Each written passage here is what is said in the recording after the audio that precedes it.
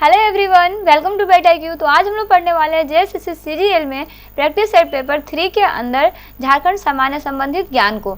यह आपका practice set paper जो है वो आपका उड़ान पब्लिकेशन की बुक से कवर अप किया गया है। सारा क्वेश्चन आपका एग्जाम पॉइंट ऑफ व्यू से बहुत ही इंपॉर्टेंट है।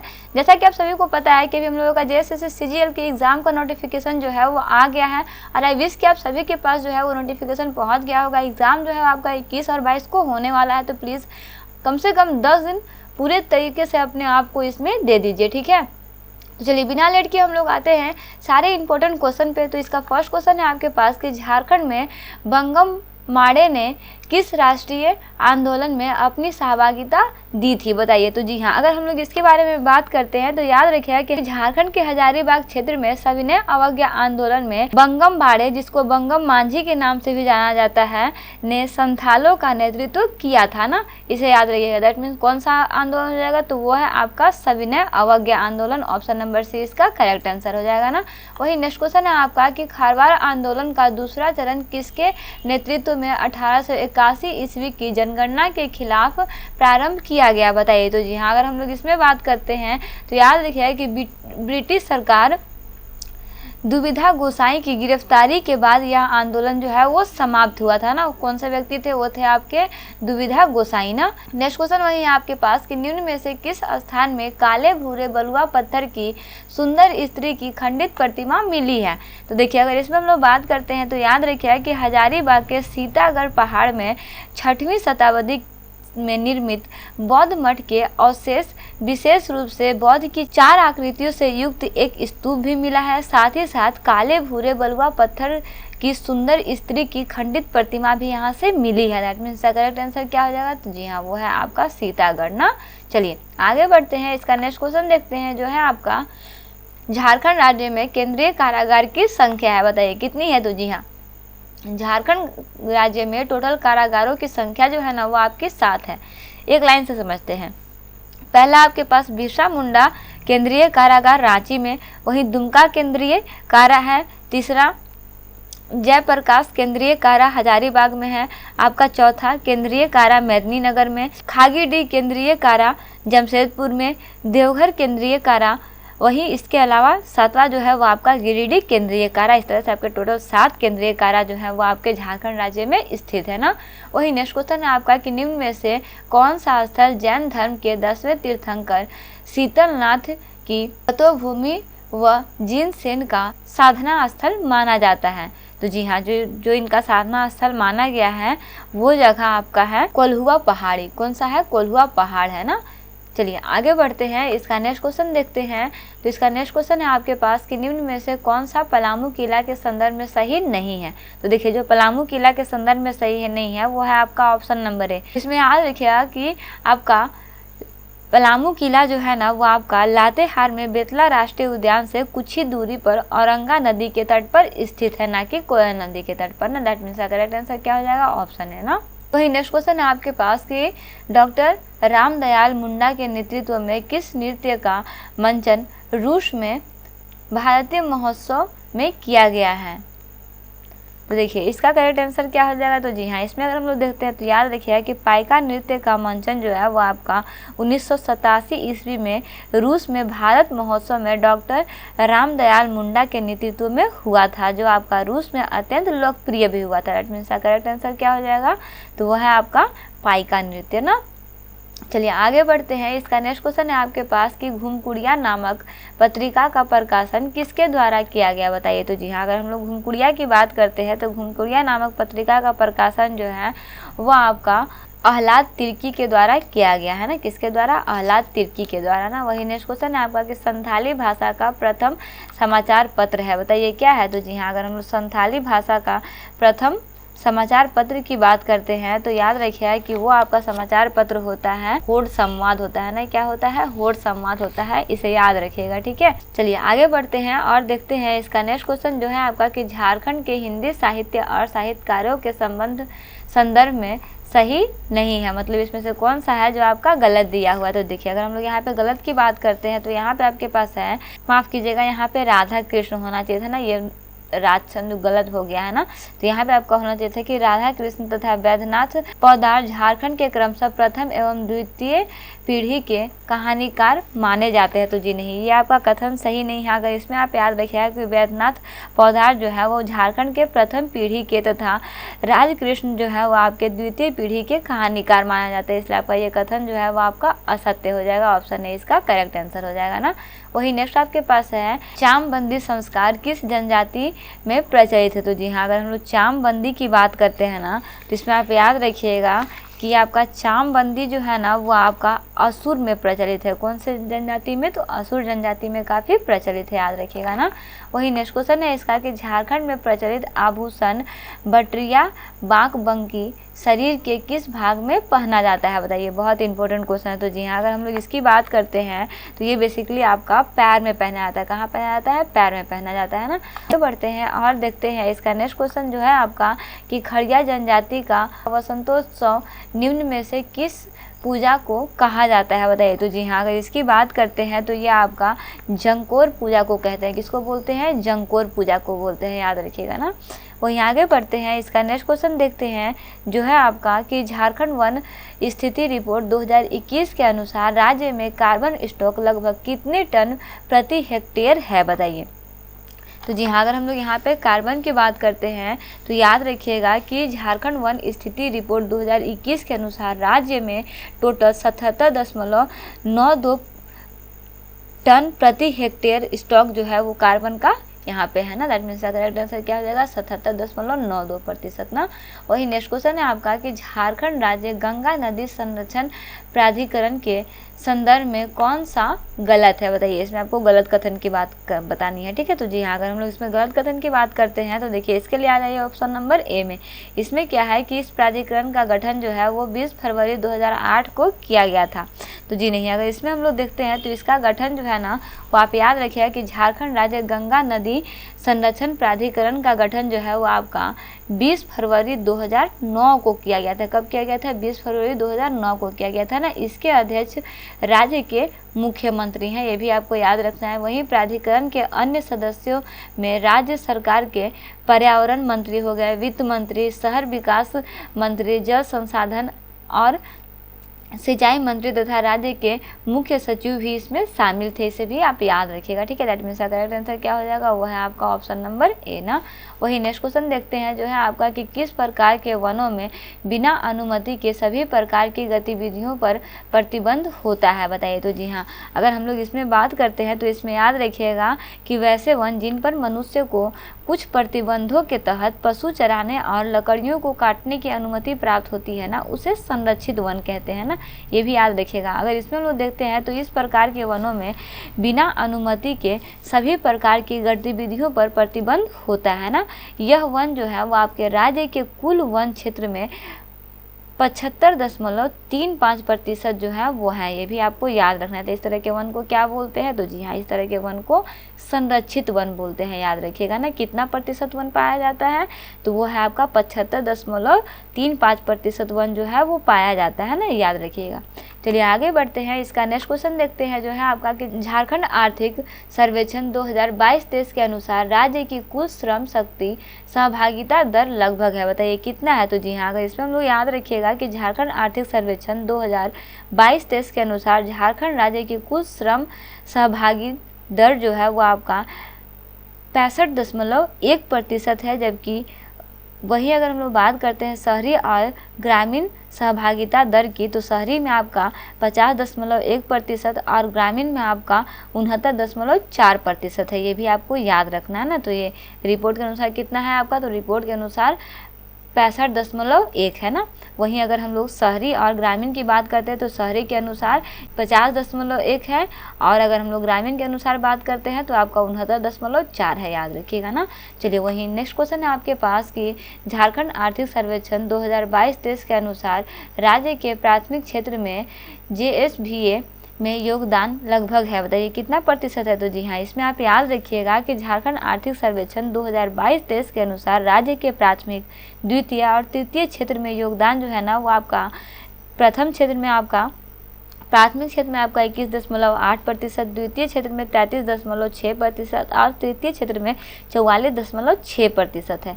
यहाँ पे आपके पास प्राथमिक क्षेत्र में दिया हुआ है, जो आपका कितना हो जाएगा 21.8 हो जाएगा ना, ये आपका गलती से बी हो गया, ये नहीं होगा, ठीक है। तो ये इसका करेक्ट आंसर क्या हो जाएगा, वो है आपका ऑप्शन नंबर ए, इसका करेक्ट आंसर हो जाएगा ना। अगर वहीं द्वितीय में पूछे तो कितना होगा 33.6, तृतीय में पूछे तो 44.6%, ठीक है ना।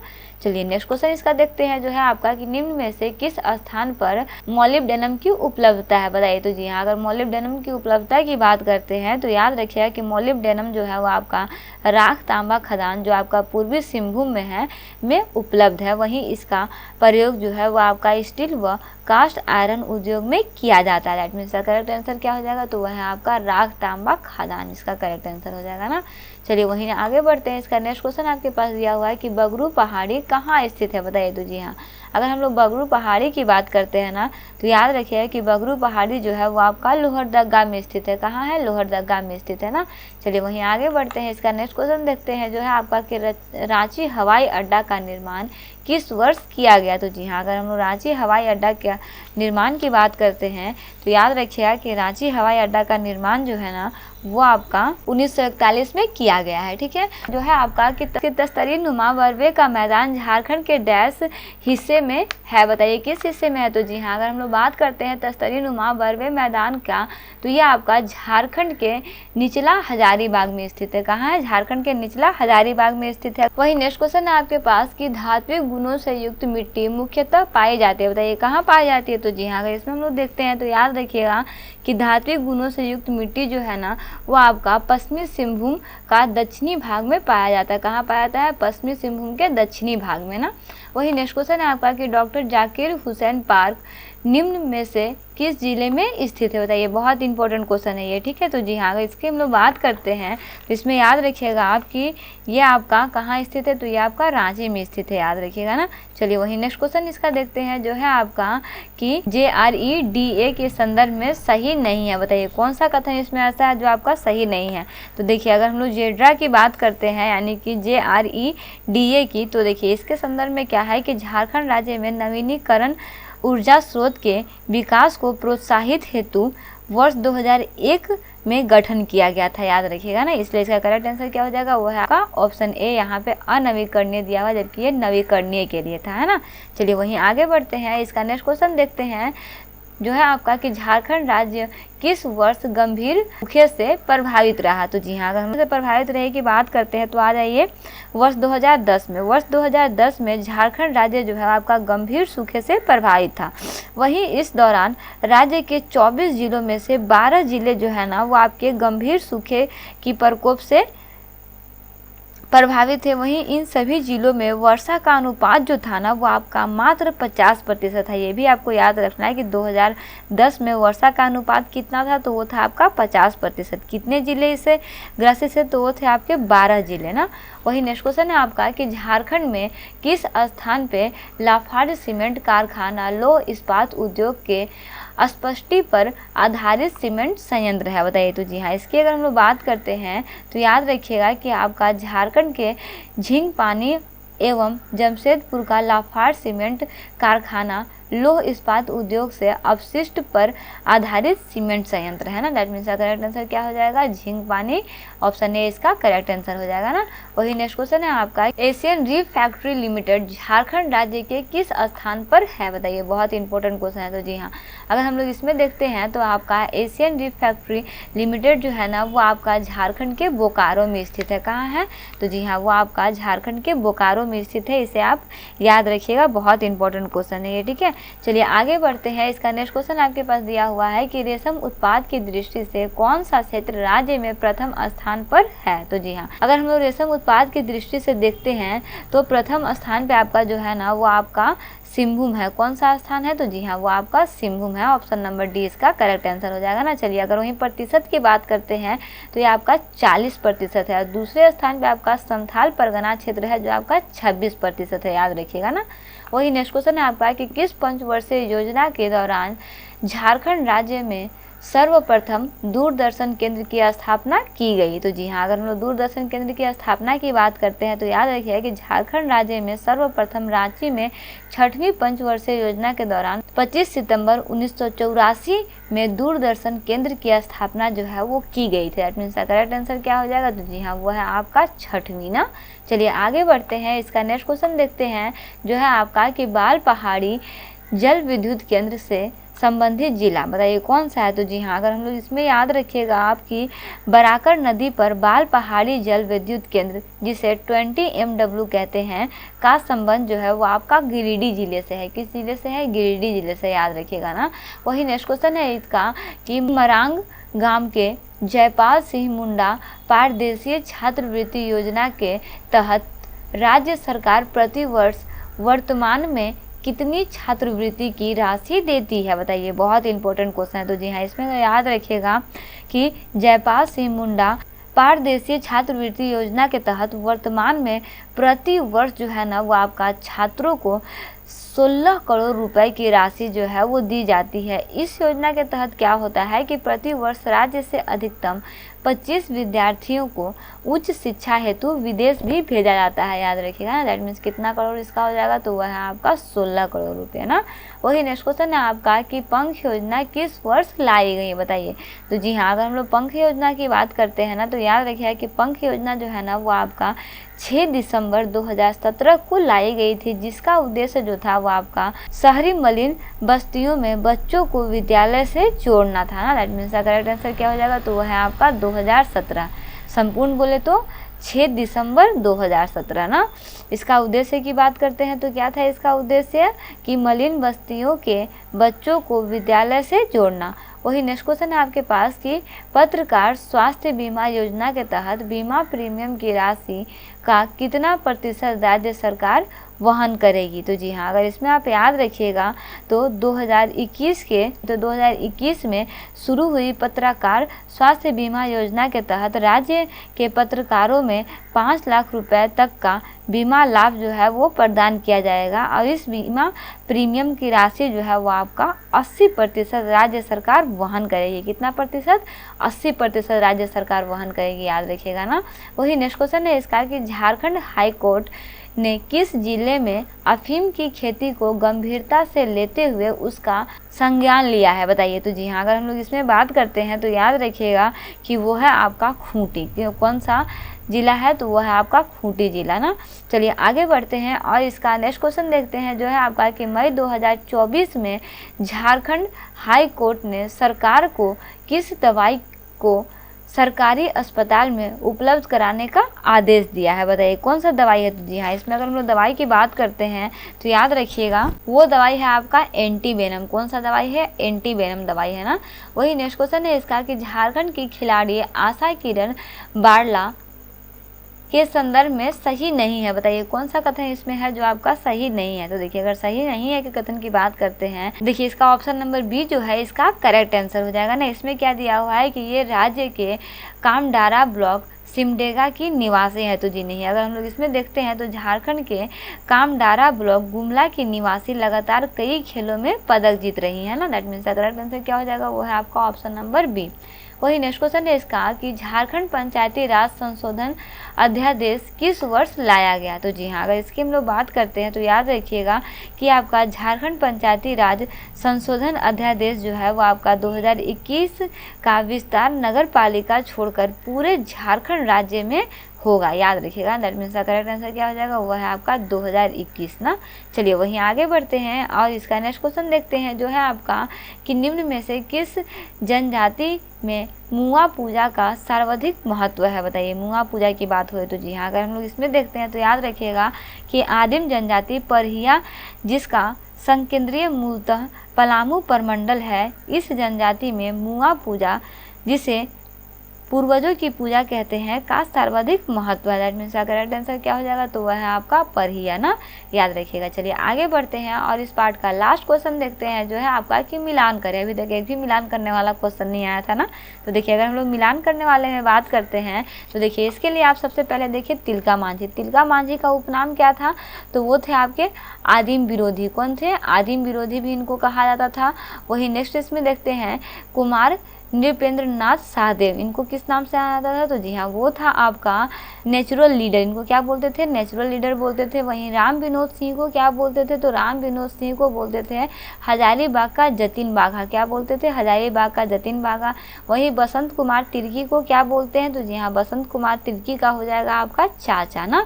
इस तरह से आ जाइए कूट पे, तो कूट के अनुसार देखिए यहाँ आपके पास क्या दिया हुआ, ऑप्शन नंबर सी जो है इसका करेक्ट आंसर हो जाएगा। ठीक है, जो है आपका कि निम्न कथन पर विचार कीजिए। आपके पास 2 कथन दिए हुए हैं, आपको बताना है कि इसमें से कौन सा कथन जो है वो सही है आपका। तो देखिए उज्ज्वला योजना की शुरुआत जो है वो 1 मई 2016 को हुई थी, तो हाँ जी बिल्कुल हुई थी। इसका लक्ष्य ग्रामीण क्षेत्रों में बिजली की पहुंच को सुनिश्चित करना था, तो जी नहीं, इसका ये कार्य नहीं था, बल्कि उज्ज्वला योजना को बीपीएल परिवार को निःशुल्क एलपीजी कनेक्शन प्रदान करने की शुरुआत जो है वो की गई थी। वहीं इसका आदर्श वाक्य जो था वो आपका था स्वच्छ ईंधन बेहतर जीवन ना, इसलिए आपका केवल ए ऑप्शन जो है इसका करेक्ट आंसर हो जाएगा ना। वहीं इसका नेक्स्ट क्वेश्चन है कि गन्ना उत्पादक राज्यों का क्रम बताएं, मतलब इसका सही क्रम कौन सा होगा। तो देखिए सबसे पहले सबसे ज़्यादा जहां गन्ना उत्पादन होता है वो है आपका ब्राज़ील। ब्राज़ील के बाद आपका आता है भारत, भारत के बाद चीन और उसके बाद में Pakistan. That means option C इसका करेक्ट आंसर हो जाएगा ना। वहीं इसका नेक्स्ट क्वेश्चन देखते हैं जो है आपका कि निम्न में से गलत को चुनिए, यानी कि इसमें आपको बताना है कि कौन सा कथन ऐसा है जो आपका गलत है। तो देखिए अगर हम लोग गलत कथन की बात करते हैं तो इसके लिए आप आ जाइए ऑप्शन नंबर सी में। वैश्विक अंतरिक्ष उद्योग में भारत की हिस्सेदारी जो है वो 15% थी, तो जी नहीं। अगर हम लोग इसमें देखते हैं तो भारत के वैश्विक अंतरिक्ष उद्योग के में हिस्सेदारी जो थी वो मात्र 2% थी, इसलिए आपका ये आंसर जो है वो करेक्ट हो जाएगा, गलत हो जाएगा ना। वहीं आगे बढ़ते हैं, इसका नेक्स्ट क्वेश्चन देखते हैं जो है आपका कि निम्न कथन पर विचार करें। आपके पास यहाँ पे भी 2 कथन दिए हुए हैं, आपको बताना है कि कौन सा कथन सही है। तो देखिए अगर यहाँ पे अगर हम लोग देखते हैं तो देखिए पहला कथन आपके पास दिया हुआ कि भारत विश्व में कुल ऊन उत्पादन में 10वें स्थान पर रहता है, तो जी हाँ बिल्कुल रहता है। वहीं नेक्स्ट आपके पास सर्वाधिक ऊन उत्पादन राज्य केंद्र शासित क्षेत्र जम्मू कश्मीर है, तो जी नहीं, ये नहीं है आपका, इसलिए आपका ऑप्शन ए जो है सिर्फ करेक्ट आंसर हो जाएगा ना।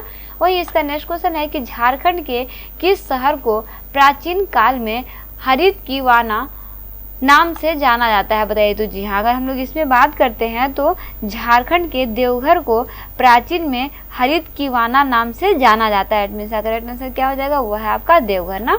वही नेक्स्ट क्वेश्चन है इसका कि निम्न में से गलत कथन को चिन्हित कीजिए, यानी कि इसमें से गलत कथन कौन सा है आपको बताना है। तो देखिए यहाँ पे अगर हम लोग गलत कथन की बात करते हैं तो आ जाइए ऑप्शन नंबर डी में। इसमें आपका हिजला मेला आयुक्त GR पटवर्धन के पहल पर शुरू किया गया, बताइए ये सही कथन है। तो जी हाँ अगर इसमें हम लोग बात करते हैं तो ये आपका जो कथन है ना ये आपका गलत कथन हो जाएगा ना। अगर हम लोग इसमें देखते हैं तो आप याद रखिएगा कि हिजला मेला का आरंभ जो है वो आपका वर्ष 1890 में संथाल परगना के तत्कालिक उपायुक्त कास्टेयर्स के द्वारा किया गया था ना, इसलिए आपका ये क्वेश्चन जो है आपका करेक्ट आंसर हो जाएगा, ये गलत हो जाएगा ना। वहीं आगे बढ़ते हैं, इसका नेक्स्ट क्वेश्चन है आपके पास कि निम्न कथन पर विचार करें। आपके पास यहाँ पे 2 कथन दिए हुए हैं, आपको इसमें देख के बताना है कि कौन सा सही है। तो देखिए सबसे पहले आपके पास दिया हुआ कि झारखंड की प्राथमिक नगर पालिका की स्थापना वर्ष 1869 में रांची नगर पालिका के रूप में की गई थी, जी हाँ बिल्कुल की गई थी। इसे वर्ष 1979 में रांची नगर निगम में परिवर्तित किया गया था, हाँ जी बिल्कुल किया गया था। दैट मीन्स ऑप्शन ए और बी दोनों जो है इसके करेक्ट आंसर हो जाएंगे ना। वहीं इसका नेक्स्ट क्वेश्चन है आपके पास कि मुरलेन राष्ट्रीय उद्यान किस राज्य में स्थित है, बताइए। तो जी हाँ अगर हम लोग मुरलेन राष्ट्रीय उद्यान की बात करते हैं तो ये आपका मिजोरम में स्थित है। कहाँ है, मिजोरम में स्थित है, याद रखिएगा ना। वहीं इसका नेक्स्ट क्वेश्चन है आपके पास कि भारतीय चिड़ियाघरों के लिए विजय प्लान कब से कब तक घोषित किया गया, बताइए। तो जी हाँ इसमें अगर हम लोग देखते हैं तो वो आपका इसका प्लान जो है वो आपका घोषित किया गया है 2021 से लेके 31 तक। कब तक का, 2021 से लेके 31 तक, याद रखिएगा ना। वहीं अगर इसको हम डिटेल्स में समझते हैं तो याद रखिएगा कि इस विजय प्लान का मुख्य उद्देश्य जो था वो आपका पक्षी एवं जानवरों के संरक्षण पर ध्यान केंद्रित करते हुए भारतीय चिड़ियाघरों को वैश्विक मानकों पर अपग्रेड करना और केंद्रीय चिड़ियाघरों प्राधिकरण को सुदृढ़ बनाना था ना, याद रखिएगा। वही इसका नेक्स्ट क्वेश्चन है कि केरल की सबसे बड़ी नदी कौन सी है। तो जी हाँ, अगर हम लोग केरल की सबसे बड़ी नदी की बात करते हैं तो वह है आपका भरतपुझा। कौन सा है? भरतपुझा है ना। अगर भरतपुझा की बात करते हैं तो ये आपका 5397 किलोमीटर स्क्वायर क्षेत्र में फैला हुआ है। वही ये आपका अन्नामलई पहाड़ी से निकलती है। इसे पोनिनी नाम से भी जाना जाता है। किस नाम से? पोनिनी नाम से जाना जाता है ना। वहीं पेरियार केरल की दूसरी सबसे बड़ी नदी है जो कि आपका 5243 किलोमीटर स्क्वायर है ना। चलिए आगे बढ़ते हैं। इसका नेक्स्ट क्वेश्चन देखते हैं जो है आपका कि किस काल को संस्कृति के नाम से जाना जाता है, बताइए। तो जी हाँ, अगर हम लोग इसमें बात करते हैं तो याद रखिएगा मध्यपुरा पाषाण काल। इसका करेक्ट आंसर क्या हो जाएगा? तो जी हाँ, वह है आपका मध्यपुरा पाषाण काल ना। वहीं इसका नेक्स्ट क्वेश्चन है आपके पास कि निम्न में से असंगत बताइए, मतलब इसमें से कौन सा है जो आपका असंगत है। तो देखिए अगर हम लोग यहाँ पे असंगत की बात करते हैं तो उसके लिए आवाज ये ऑप्शन नंबर डी में यहाँ पे आपके पास दिया हुआ है चारुदत्ता। चारुदत्ता का संबंध जो है वह आपका धनाढ्य से नहीं है, बल्कि अगर इसमें हम लोग याद रखिएगा आप इसका कि चारुदत्ता का संबंध जो है वो आपका भास से है। किससे है? भास से है ना। वहीं इसका नेक्स्ट क्वेश्चन है आपके पास कि ब्रह्म संप्रदाय की स्थापना किसने की थी। तो जी हाँ, अगर हम लोग ब्रह्म संप्रदाय की बात करते हैं तो ब्रह्म संप्रदाय जिसे पर ब्रह्मा संप्रदाय के नाम से भी जाना जाता है की स्थापना दादू ने की थी। किसने की थी?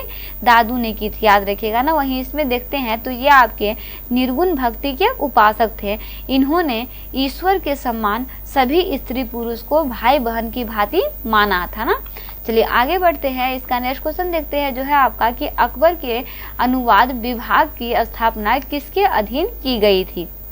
तो जी हाँ, अगर हम लोग अकबर की बात करते हैं तो अकबर ने राजकवि फैजी के अधीन अनुवाद विभाग की स्थापना की थी। इस समय महाराज का फारसी भाषा में अनुवाद किया गया और उसका संकल्प जो है वो आपका रजमनामा के नाम से जाना गया, याद रखिएगा। इसका करेक्ट आंसर क्या हो जाएगा? तो वह है आपका बीरबल ना। वहीं इसका नेक्स्ट क्वेश्चन है आपके पास कि ब्रिटिश सरकार ने 1935 के अधिनियम को किसने दास्ता का अधिकार पत्र कहा, बताइए। तो जी हाँ, इसमें आप याद रखिएगा कि इसे ना बेसिकली दास्ता पत्र कहने वाले जो थे वो थे आपके जवाहरलाल नेहरू। कौन थे? जवाहरलाल नेहरू थे, याद रखिएगा ना। वहीं इसका नेक्स्ट क्वेश्चन है आपके पास कि भारत में वर्ष 2023 को किस देश के साथ पर्यटन वर्ष मनाने की घोषणा की गई। तो जी हाँ, अगर हम लोग इसमें बात करते हैं तो वो देश था आपका जापान देश ना। किसके साथ? जापान देश के साथ ना। वहीं इसका नेक्स्ट क्वेश्चन है कि निम्न कथन पर विचार कीजिए। आपके पास दो कथन दिए हुए हैं, आपको बताना है कि इसमें से कौन सा कथन जो है वो आपका सही है। तो देखिए पहला आपके पास दिया हुआ है कि अमीरात चंद्र मिशन चंद्रमा पर भेजा गया पहला अरब मिशन था। हाँ जी, बिल्कुल था। यह मिशन केलवेरल स्पेस फोर्स स्टेशन से फाल्कन 9 रॉकेट द्वारा प्रक्षेपित किया गया था। तो जी हाँ, बिल्कुल किया गया था। इसका करेक्ट आंसर क्या हो जाएगा? तो वह है आपका ऑप्शन नंबर सी। ए और बी दोनों जो है आपके करेक्ट आंसर है ना। चलिए आगे बढ़ते हैं। इसका नेक्स्ट क्वेश्चन है कि निम्न का मिलान कीजिए। आपके पास यहाँ पे सभा या बोल सकते हो आंदोलन दिया हुआ, उसके संस्थापक दिए हुए हैं। देखिए ये आपका बहुत ईजी है क्योंकि यहाँ पे देखिएगा आप तो तेभाग आंदोलन का संस्थापक जो है वो आपके भगत सिंह है। वहीं उत्तर प्रदेश किसान सभा के संस्थापक जो है वो आपके मदन मोहन मालवीय हैं और आपके एक्का आंदोलन के संस्थापक जो है वो आपके मदारी पासी और आंध्र प्रांतीय रैयत सभा के संस्थापक जो है वो आपके एनजी रंगा है। दैट मीन्स ऑप्शन बी जो है इसका करेक्ट आंसर हो जाएगा ना। एक लाइन से सारा दिया हुआ है, ठीक है। चलिए आगे बढ़ते हैं। इसका नेक्स्ट क्वेश्चन देखते हैं जो है आपका कि भारत ने किस देश को INS कृपाण उपहार में दिया, बताइए। तो जी हाँ, वो था आपका वियतनाम। वहीं इसका नेक्स्ट क्वेश्चन है कि रोलिंग प्लान किस पंचवर्षीय योजना के बाद लाई गई। तो जी हाँ, अगर हम रोलिंग प्लान की बात करते हैं तो रोलिंग प्लान जो है वो आपके 5वीं पंचवर्षीय योजना के बाद लाई गई। कौन सी पंचवर्षीय योजना के बाद? तो वह है आपका 5वीं पंचवर्षीय योजना के बाद, याद रखिएगा ना। चलिए आगे बढ़ते हैं। इसका नेक्स्ट क्वेश्चन देखते हैं जो है आपका कि निम्न कथन पर विचार कीजिए। आपके पास यहाँ पे भी कुछ कथन दिए हुए हैं, आपको विचार करना है और बताना है कि इसमें से कौन सा है जो आपका सही है, ठीक है। तो देखिए अगर हम लोग यहाँ पे देखते हैं तो आपके पास सबसे पहले दिया हुआ है कि HDFC बैंक और HDFC लिमिटेड 1 जुलाई 2023 में विलय हुआ है। तो जी हाँ, ये बिल्कुल सही बात है, लेकिन दूसरा में आपके पास दिया हुआ है कि ये भारत का दूसरा बड़ा निजी ऋणदाता कंपनी है। तो नहीं, ये आपका भारत का दूसरा नहीं बल्कि तीसरा था ना, इसलिए आपका इसका करेक्ट आंसर क्या हो जाएगा, तो वह आपका ऑप्शन नंबर ए केवल इसका सही आंसर हो जाएगा। ठीक है, चलिए वही नेक्स्ट क्वेश्चन है इसका कि 34वां अंतर्राष्ट्रीय जीव विज्ञान ओलंपियाड का आयोजन कहाँ किया गया, बताइए। तो जी हाँ, इसका आयोजन जो है ना वो आपका संयुक्त अरब अमीरात में किया गया। दैट मीन्स इसका बी ऑप्शन जो है करेक्ट आंसर हो जाएगा ना। वहीं इसका नेक्स्ट क्वेश्चन है कि फीडे महिला शतरंज विश्व चैंपियनशिप 2023 का खिताब किसने जीता। तो जी हाँ, वो आपके थे जू बेंजुएन ने जो था वो आपके 2023 के खिताब जो है वो जीते थे। वहीं आगे बढ़ते हैं, इसका नेक्स्ट क्वेश्चन देखते हैं जो है आपका कि खेल इंडिया शीतकालीन खेल 2023 में पदक तालिका में राज्यों या बोल सकते हो केंद्र शासित प्रदेश का क्रम क्या है, बताइए। तो जी हाँ, इसमें अगर हम लोग देखते हैं तो इसमें आपका केंद्र शासित प्रदेश का क्रम जो था ना वो आपका क्रम था जम्मू कश्मीर पहले था, फिर महाराष्ट्र और फिर हिमाचल प्रदेश। इसमें ऑप्शन डी जो है करेक्ट आंसर हो जाएगा ना। वहीं आगे बढ़ते हैं, इसका नेक्स्ट क्वेश्चन है आपके पास कि cost of a living city ranking 2023 में विश्व का सबसे महंगा शहर कौन सा था, बताइए। तो जी हाँ, अगर हम लोग महंगा शहर की बात करते हैं तो देखिए महंगा शहर के लिए आप आ जाइए यहाँ। तो देखिए आपका नंबर 1 पे आपका आता है हांगकांग। नंबर 1 पे कौन सा है आपका हांगकांग है, दैट से आपका करेक्ट आंसर हो जाएगा ना। वही नंबर 2 पे आपका सिंगापुर है, नंबर 3 पे ज्यूरिख है, नंबर 4 पे आपका जेवेना है और नंबर 5 पे आपका मार्सेल है ना। चलिए वहीं आगे बढ़ते हैं, इसका नेक्स्ट क्वेश्चन देखते हैं जो है आपका कि संविधान के अनुच्छेद में यह उल्लेख है कि व्यक्ति को एक ही अपराध के लिए एक बार से अधिक दंडित नहीं किया जाएगा। तो जी हाँ, ऐसा कहा गया है। किस अनुच्छेद में कहा गया है, तो वह आपका अनुच्छेद 20(2) में ऐसा कहा गया है ना।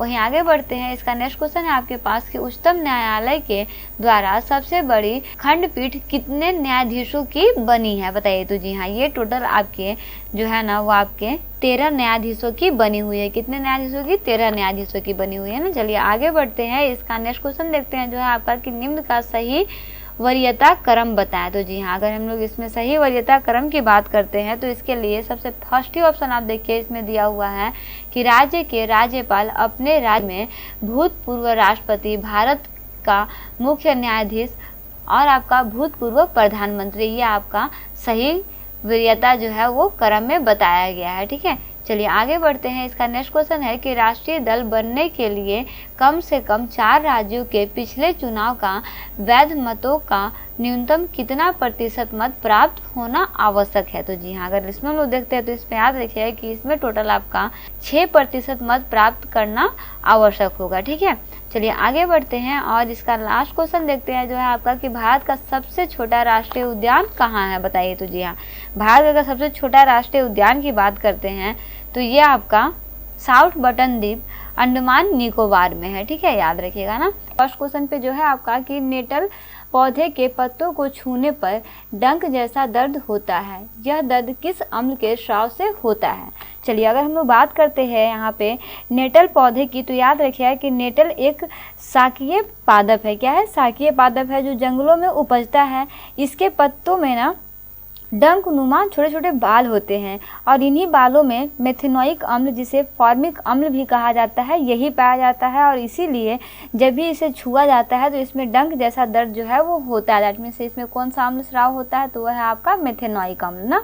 वही इसका नेक्स्ट क्वेश्चन है आपके पास कि मधुमक्खी के डंक मारने पर निम्नलिखित में से किस पदार्थ के उपयोग से आराम मिलता है, बताइए। तो जी हाँ, कभी भी आप इस चीज़ को याद रखिए कि मधुमक्खी के डंक मारने पर ना डंक मारे गए अंग पे दुर्बल क्षारकों का प्रयोग जो है वो किया जाता है। इससे क्या होता है कि बहुत जल्दी व्यक्ति को आराम मिलता है। ऐसा क्यों होता है, तो देखिए इसमें एक बहुत ही क्षारीय पदार्थ होता है आपका बेकिंग सोडा। बेकिंग सोडा भी जो है ना वो आपका एक दुर्बल क्षारक होता है, इसीलिए डंक मारे गए अंग में ना इसका प्रयोग जो है वो किया जाता है। इसका करेक्ट आंसर क्या हो जाएगा, वो है आपका बेकिंग सोडा ना।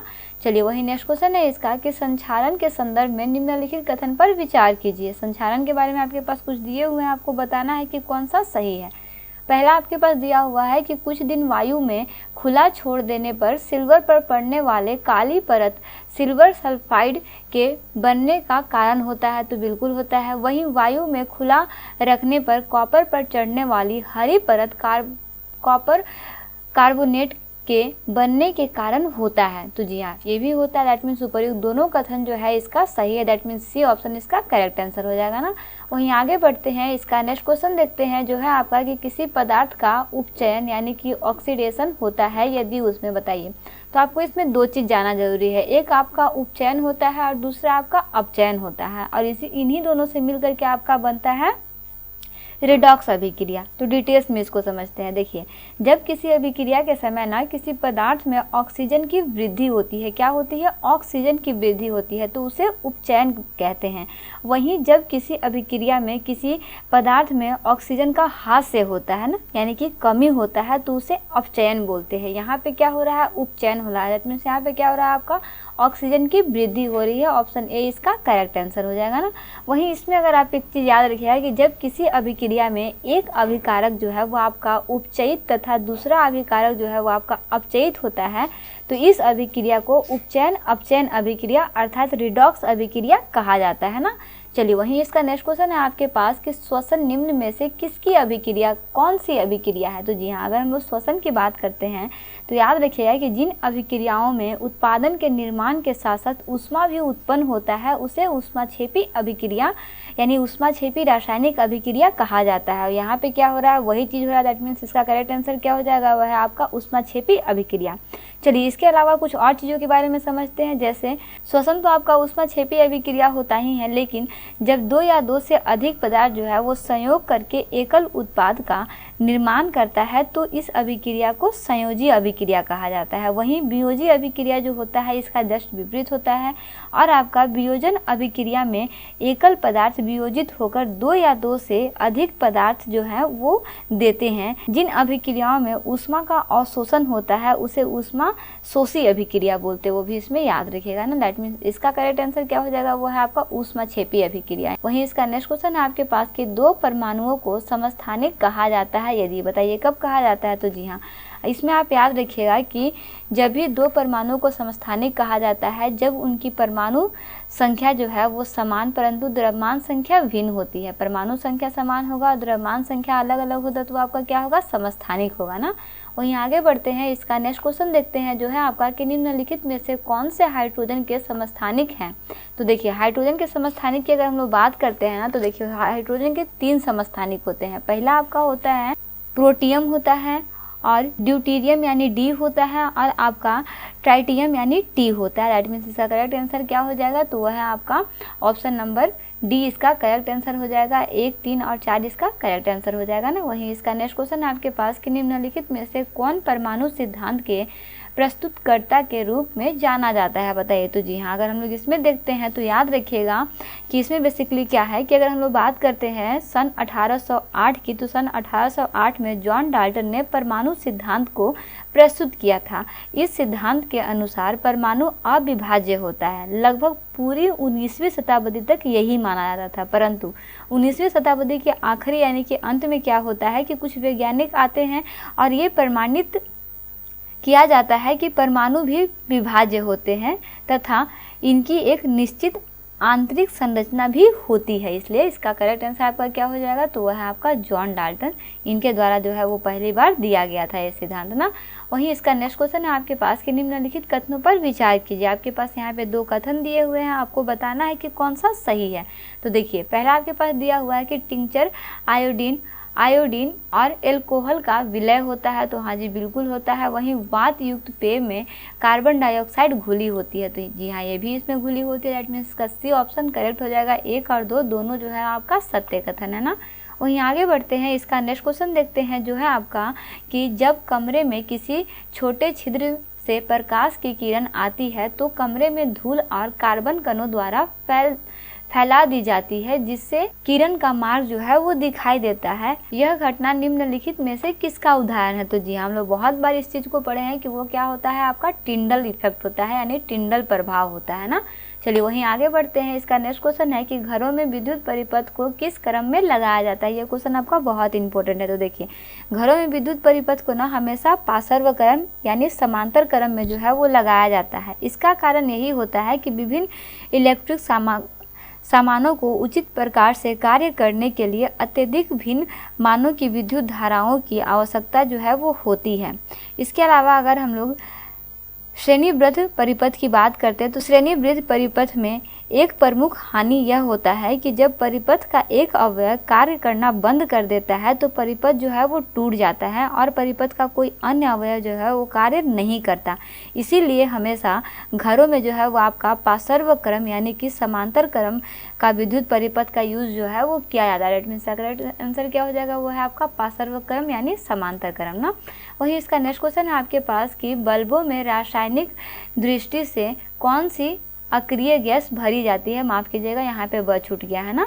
ठीक है, बताइए कौन सी गैस भरी जाती है? तो ये तो आप लोग बहुत बार पढ़े होंगे ना कि बल्बों में रासायनिक दृष्टि के अक्रिय नाइट्रोजन और आर्गन गैस जो है वो भरी जाती है, जिससे इसके तंतु की आयु जो है वो बढ़ जाती है यानी कि ज़्यादा हो जाती है। वहीं तंतु द्वारा उपर्युक्त ऊर्जा का अधिकांश भाग जो है वो आपका ऊष्मा के रूप में प्रकट होती है, परंतु इसका एक अल्प भाग जो है वो विकसित प्रकाश के रूप में भी दृष्टिगोचर होता है। इसलिए इसका करेक्ट आंसर क्या हो जाएगा? तो जी हाँ, वो है आपका ऑप्शन नंबर 1 केवल 1 और 3 इसमें नाइट्रोजन और आर्गन होता है ना। चलिए आगे बढ़ते हैं। इसका नेक्स्ट क्वेश्चन देखते हैं। तो इसका नेक्स्ट क्वेश्चन है आपके पास कि एक तार में बहती विद्युत धारा एवं विभवांतर प्रत्येक को 2 गुना बढ़ा दिया जाए तो विद्युत शक्ति होगा। बताइए विद्युत शक्ति कितना होगा? तो जी हाँ, इसमें याद रखिएगा कि जब भी विभवांतर यानी V और धारा यानी I को बढ़ा दिया जाए तो इससे क्या होगा कि ये आपका 4 गुना बढ़ जाएगा। कितना गुना बढ़ जाएगा? 4 गुना बढ़ जाएगा। याद रखिएगा ना, क्योंकि दोनों में 2-2 गुना जो है वो बढ़ोतरी हो रही है। वहीं इसका नेक्स्ट क्वेश्चन है आपके पास कि कभी कभी अधिक आयु के किसी व्यक्ति के नेत्र क्रिस्टलीय लेंस दूधिया तथा धुंधला हो जाता है, जिसके कारण नेत्र की दृष्टि में कमी या पूर्ण रूप से दृष्टि क्षय हो जाती है यानी खत्म हो जाती है। यह व्यक्ति पीड़ित है। बताइए किस दोष से पीड़ित है? तो हम लोग इसको तो बहुत आसानी से बता सकते हैं कि ये व्यक्ति जो है वो किस चीज़ से पीड़ित है, तो वो आपका मोतियाबिंद से है ना, क्योंकि बुढ़ापे में क्या होता है, अक्सर मोतियाबिंद होता है ना। चलिए आगे बढ़ते हैं। इसका नेक्स्ट क्वेश्चन देखते हैं जो है आपका कि प्रकाश यदि किसी प्रिज्म से होकर गुजरता है तो कौन सा रंग सबसे अधिक विक्षेपित यानी मुड़ता है? बताइए। ये तो आपको बहुत इंपॉर्टेंट क्वेश्चन है, बहुत मज़ेदार क्वेश्चन है। तो जी हाँ, अगर किसी प्रिज्म से गुजरने के पश्चात प्रकाश के विभिन्न वर्ण या फिर बोल सकते हो आपतित किरण के सापेक्ष अलग अलग कणों पर मुड़ते यानी विक्षेपित होते हैं। ठीक है, ये तो सभी को पता है, लेकिन बैंगनी रंग सबसे अधिक विक्षेपित यानी कि मुड़ता है ना, तथा लाल रंग सबसे कम विक्षेपित होता है। सबसे ज़्यादा कौन सा होता है? बैंगनी। सबसे कम कौन सा होता है? लाल। तो यहाँ पे सबसे कम पूछा गया, इसलिए आपका बैंगनी जो है इसका करेक्ट आंसर हो जाएगा ऑप्शन है ना। वहीं इसका नेक्स्ट क्वेश्चन है कि हमारे शरीर का तापमान एवं खाने पीने की क्रियाओं का नियंत्रण मस्तिष्क के किस भाग द्वारा होता है? ये क्वेश्चन भी बहुत इंपॉर्टेंट, बहुत मज़ेदार क्वेश्चन है। तो जी हाँ, वो आपका होता है हाइपोथैलेमस के द्वारा। किसके द्वारा होता है? तो वह है आपका हाइपोथैलेमस के द्वारा होता है, याद रखिएगा। ठीक है, चलिए अगर इसके बारे में डिटेल्स में समझते हैं तो याद रखिएगा कि मनुष्य के मस्तिष्क को 3 भागों में विभाजित किया गया है। पहला आपका अग्र मस्तिष्क होता है, दूसरा मध्य मस्तिष्क और तीसरा पश्च मस्तिष्क।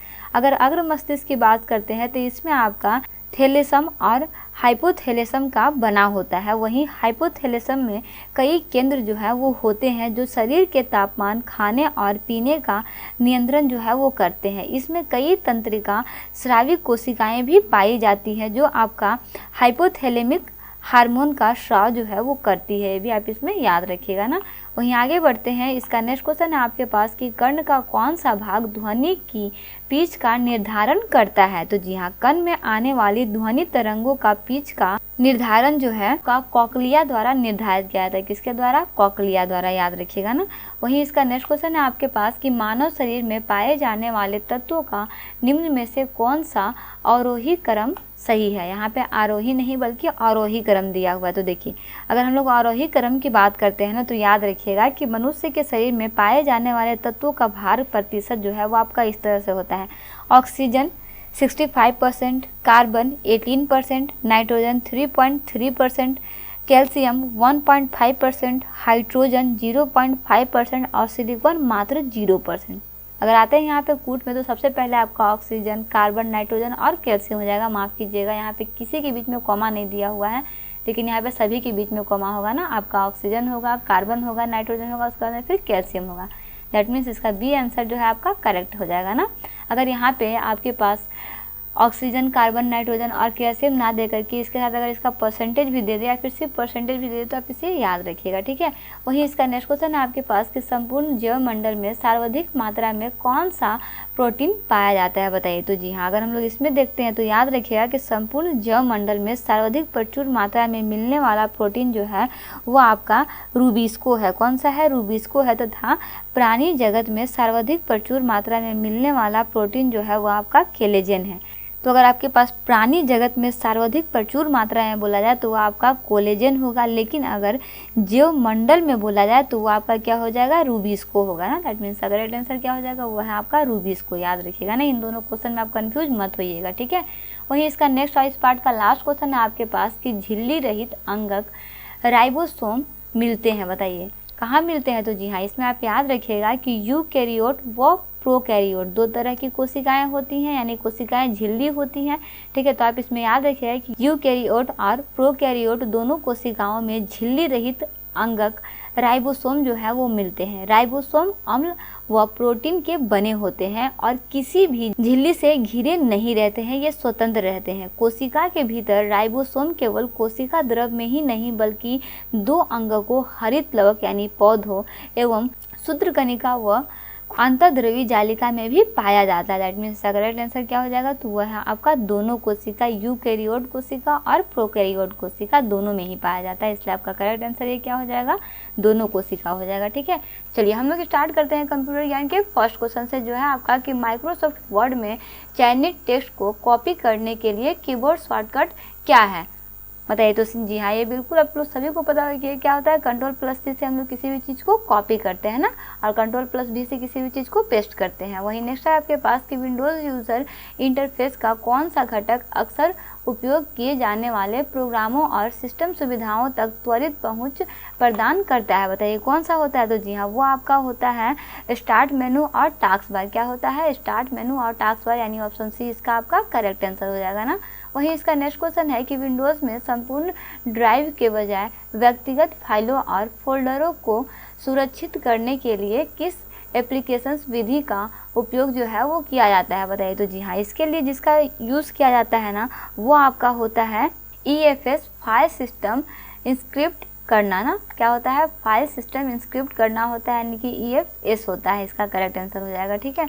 वहीं इसका नेक्स्ट क्वेश्चन है आपके पास कि विंडोज़ में कौन सा टूल आपको विशिष्ट समय या अंतराल पर स्क्रिप्ट या एप्लीकेशन चलाने जैसे कार्यों को स्वचालित और शेड्यूल करने की अनुमति देता है, बताइए। बहुत इंपॉर्टेंट क्वेश्चन है। तो जी हाँ, वो आपका होता है टास्क शेड्यूलर। क्या होता है? टास्क शेड्यूलर होता है ना। चलिए आगे बढ़ते हैं, इसका नेक्स्ट क्वेश्चन देखते हैं। तो इसका नेक्स्ट क्वेश्चन है आपके पास कि विंडोज़ की कौन सी सुविधा आपको दूरस्थ कंप्यूटर तक पहुंचने और नियंत्रित करने की अनुमति देता है, जैसे कि आप उस कंप्यूटर पर भौतिक रूप से मौजूद थे, बताइए कौन होता है वो। तो जी हाँ, वो आपका होता है रिमोट डेस्कटॉप। क्या होता है? रिमोट डेस्कटॉप, जिसमें आपको इस तरह का फील जो है वो आपको मिलता है। वही नेक्स्ट क्वेश्चन है आपका कि ऑपरेटिंग सिस्टम के लिए अपडेट, पैच और नई सुविधाओं की स्थापना के प्रबंधन के लिए कौन सा विंडोज़ फीचर जिम्मेदार है, बताइए कौन सा विंडोज़ फीचर जिम्मेदार होता है। तो जी हाँ, वो आपका होता है विंडोज़ अपडेट। क्या होता है? विंडोज़ अपडेट होता है ना। चलिए आगे बढ़ते हैं, इसका नेक्स्ट क्वेश्चन देखते हैं, जो है आपका कि माइक्रोसॉफ्ट वर्ड में अंतिम क्रिया को पूर्ववत करने का शॉर्टकट क्या होता है। बहुत इंपॉर्टेंट क्वेश्चन है। तो जी हाँ, वो आपका क्या होता है? Ctrl+Z होता है ना।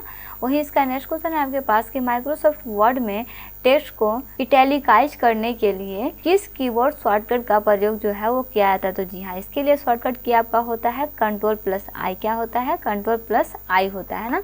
वहीं आगे बढ़ते हैं, इसका नेक्स्ट क्वेश्चन देखते हैं जो है आपका कि विंडोज़ में गॉड मोड फोल्डर का उद्देश्य क्या है बताइए। तो जी हाँ, अगर हम लोग यहाँ पे गॉड मोड फोल्डर का उद्देश्य की बात करते हैं तो इसका उद्देश्य है कि उन्नत सिस्टम सेटिंग और सुविधाओं तक पहुँचने के लिए। ठीक है, इसका उद्देश्य क्या है, तो वह है आपका उन्नत सिस्टम सेटिंग और सुविधाओं तक पहुँच के लिए ना।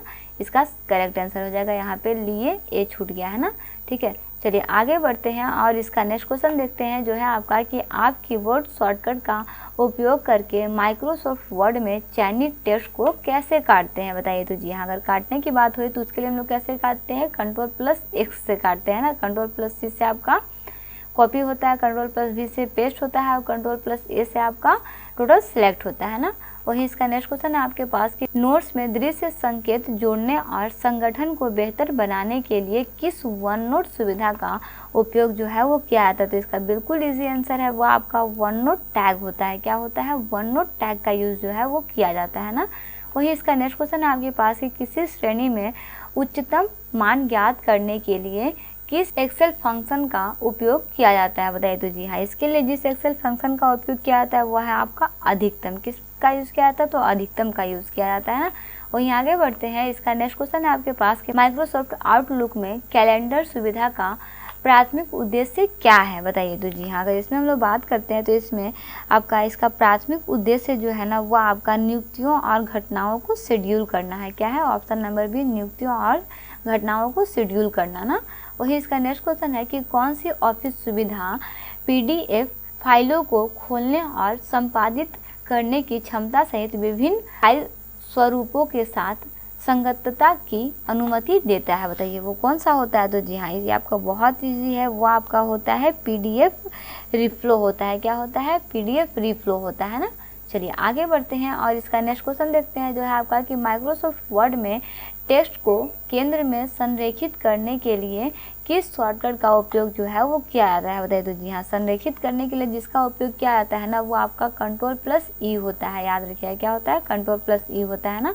वहीं इसका नेक्स्ट क्वेश्चन है आपके पास कि माइक्रोसॉफ्ट पावर पॉइंट में नई स्लाइड डालने के लिए कीबोर्ड शॉर्टकट क्या होता है। जी हाँ, माइक्रोसॉफ्ट पावर पॉइंट में नए स्लाइड डालने के लिए शॉर्टकट की जो होता है वो आपका Ctrl+N नहीं बल्कि Ctrl+M होता है। याद रखिएगा ना, किसमें, माइक्रोसॉफ्ट पावर पॉइंट में। ठीक है, चलिए आगे बढ़ते हैं, इसका नेक्स्ट क्वेश्चन देखते हैं। तो इसका नेक्स्ट क्वेश्चन है आपके पास कि आप माइक्रोसॉफ्ट एक्सेल में संपूर्ण कॉलम का चयन कैसे करते हैं बताइए, किस शॉर्टकट की का यूज़ किया। तो जी हाँ, इसके लिए अगर आपको संपूर्ण कॉलम को अगर चयन करना है तो इसके लिए Ctrl+स्पेस किया जाता है। क्या किया जाता है, Ctrl+स्पेस से सारा माइक्रोसॉफ्ट एक्सेल का कॉलम जो है वो आपका सेलेक्ट हो जाता है ना। वही इसका नेक्स्ट क्वेश्चन है आपके पास कि साइबर सुरक्षा में शून्य विश्वास सुरक्षा मॉडल का प्राथमिक फोकस क्या है बताइए। तो जी हाँ, इसका प्राथमिक फोकस जो है वो आपका है कि उपयोगकर्ता की पहचान और पहुंच को लगातार सत्यापित करना। याद रखिएगा ना, इसका ऑप्शन सी करेक्ट आंसर हो जाएगा। वहीं इसका नेक्स्ट क्वेश्चन है आपके पास कि वास्तविक समय निर्णय लेने में IoT डेटा विश्लेषण का प्राथमिक कार्य क्या होता है बताइए। तो जी हाँ, अगर इसमें हम लोग देखते हैं तो इसमें इसका प्राथमिक कार्य जो होता है वो आपका तात्कालिक निर्णय लेने के लिए IoT डाटा को संसाधित करना होता है। क्या होता है, तो वह आपका डाटा को संसाधित करना, यानी ऑप्शन नंबर सी इसका करेक्ट आंसर हो जाएगा। ठीक है, चलिए आगे बढ़ते हैं और इसका लास्ट क्वेश्चन देखते हैं जो है आपका कि विपरीत डाटा प्रोसेसिंग के लिए निम्नलिखित में से कौन सा एक लोकप्रिय बड़ा डाटा एनालिटिक्स प्लेटफॉर्म है बताइए, कौन सा है। तो जी हाँ, वो आपका है एपेक हेडॉप है। कौन सा है, तो वह आपका एपेक हेडॉप है ना। तो इस तरह से बेसिकली हम लोग कंप्यूटर के ज्ञान को पूरी तरह से कंप्लीट कर चुके हैं। हाँ, इस तरह से आपका टोटल चारों पार्ट जो है वो आपका कंप्लीट होता है। चारों पार्ट को आप कॉन्सेप्ट के साथ अच्छे से स्टडी करते रहिए। क्वेश्चन में कोई भी प्रॉब्लम हो, कोई और रिलेवेंट कंटेंट चाहिए तो प्लीज़ कमेंट बॉक्स में कमेंट जरूर कीजिएगा। इससे पहले हम लोग DSP की पाठशाला से टोटल 10 प्रैक्टिस सेट को कंप्लीट कर चुके हैं, जिसका लिंक जो है वो आपको टेलीग्राम चैनल पर मिल जाएगा। वहाँ से आके आप संपूर्ण क्वेश्चन को PDF के फॉर्म में डाउनलोड करके स्टडी कर सकते हैं। क्वेश्चन में कोई भी प्रॉब्लम हो तो उसके लिए आप हर PDF के नीचे लिंक भी दिया हुआ है, लिंक पे जाके आप आसानी से वीडियो को भी वॉच कर सकते हैं अगर आपको डिटेल्स में उसको समझना हो तो। बाकी के लिए अगर आपको प्रैक्टिस सेट सिर्फ सॉल्व करना तो सारे प्रैक्टिस सेट का लिंक दिया हुआ है। सारे प्रैक्टिस सेट को अच्छे से प्रैक्टिस करते रहिए, सॉल्व करते रहिए। क्वेश्चन में कोई भी प्रॉब्लम हो, कोई और रिलेवेंट कंटेंट चाहिए तो किसी भी चीज़ के लिए कमेंट बॉक्स में कमेंट जरूर कीजिएगा। तो मिलते हैं नेक्स्ट वीडियो में एक इंपॉर्टेंट पार्ट, एक इंपॉर्टेंट टॉपिक के साथ। Thanks for watching, like and subscribe right IQ।